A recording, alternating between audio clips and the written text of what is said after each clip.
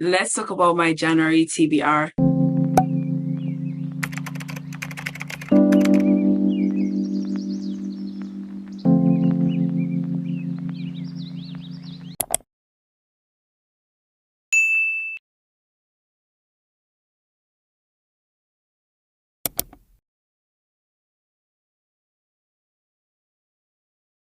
Hello beautiful people, welcome to my channel. If it's the first time on my channel, welcome for the first time. If this is your first time, welcome back. In today's video, I'm going to be sharing my January TBR. I'm going to try to be committed to this every single month in 2025. So let's get into it. I have a bunch of books listed here, but it's just 7. I'm a mood reader, so I'm going to make sure that the books on my TBR are not more than 6 or 7, so it gives me the room to read more books. And even if I read more books and books on my TBR, I will know that, okay, I'm permitted. Do you understand? So on an average, I read 12, 13 books a month, depending on how busy the month is. So having 7 books on the list is kind of fair. Do you understand? I'm giving myself room to read other books and also time to read the books on my TBR. But I really hope that I read, if not all or majority of the books on this TBR. Let's get into it. First book is Defy the Night. It's so crazy how I want to start the month with a new series. I want to start a new series, and that is Defy the Night. I've seen this book not everywhere, but on my Goodreads, I've seen it multiple times, and it has a purple cover. Popularized. It's a fantasy novel by one of my favorite authors, so I'm excited to read this book. Next book on my list is Made in Korea. This book has been on my TBR for ages. Way too long. It's been on my TBR for way too long, and I think I want to start the year with books that have either been on my TBR for too long or books that I haven't finished, and Made in Korea is one of it. I don't know what this book is about. I'm not going to share what it's about, because if I share what it's about, that means I would know what it's about, and I love going into my books blind. So we're just going to keep it like that, okay? Then the next book on my list is And So I Roar. This is book 2 of The Girl with the Loud Voice. If you haven't read The Girl with the Loud Voice, this book is by Abidare. It follows Aduni, an illiterate, and her, going through life from being given out to marriage at a very young age to relocating to Lagos. You just follow her whole journey, and this girl suffered.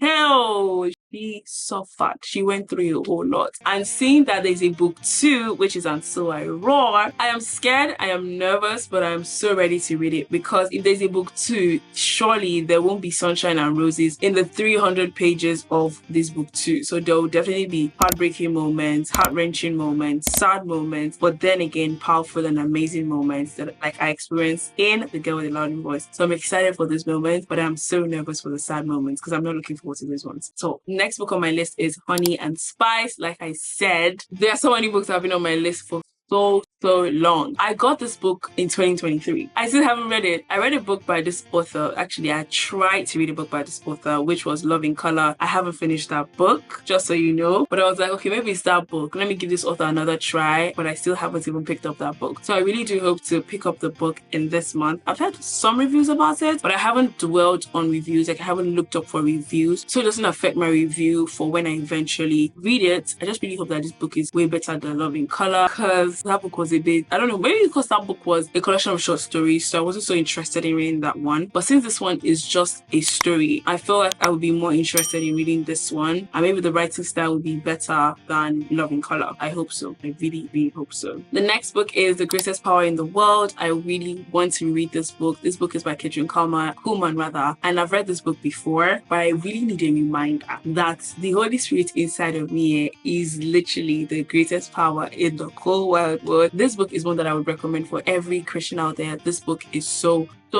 good. And by the time I read it, I couldn't even put it down. I was just so marveled at the kind of thing I possess, the kind of thing that's inside of me. Do you understand? And I really want to read that book again to remind myself that you're not want to be played with. When God was saying, he that is in me is greater than he that is in the world, he meant every single word. And yeah, I want to reread this book, and it's also part of my goals to read Christian books this year. So that's why it has to be on the list for the first month of the year, okay? Then the next book is Today, Tonight, Tomorrow. I love the cover of this book. That's why it's on on my list. I love the cover of this book. It's blue and I love the cover of this book. I really want to know what this book is about. I don't know what it's about. I hope I enjoyed my time reading this book. It's actually a book that has been on my TBR for the longest time. Like, I was going through my Goodreads want to read section and I realized that this book has been there for way too long. And you know what, 2025 is your year. You know, everybody's saying 2025 is my year, And I told the book 2025 is your year. Come out. I'll read you this January. So yeah, I'm excited to read this book. I really, really hope that it meets and exceeds my expectations because I'm excited to read. I don't know anything about this, but I'm excited to read this book because the cover is just too good. And I believe that a book will not look that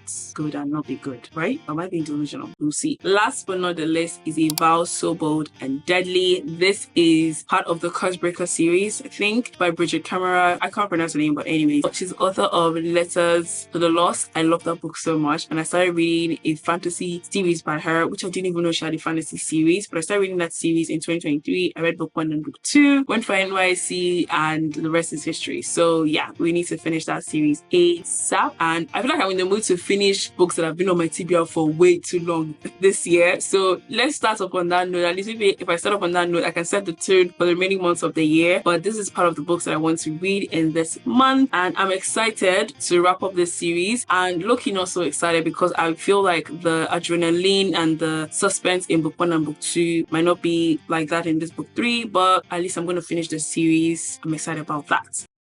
And those are the books that I want to read in January. This is just my TBR so that I have more space to include more books during the month because, like I said, I'm a mood reader. So 7 books is just a very nice spot, okay? Nice number to accommodate me reading more books in the month. I do hope you enjoy watching this video. Please let me know what your January TBR is looking like. I promise that the remaining TBR videos in this year are going to be way more exciting. Fingers crossed. Let's just use this one to open up the year, okay? Open up the year of monthly TBRs, okay? Yeah, please don't forget to like this video, share with your book club friends. If you haven't subscribed, please subscribe. You like my video, you like my vibe, you watch up to this point, subscribe, okay? Or you can also, you can also go an extra mile, leave a comment. I hope to see you in the comments.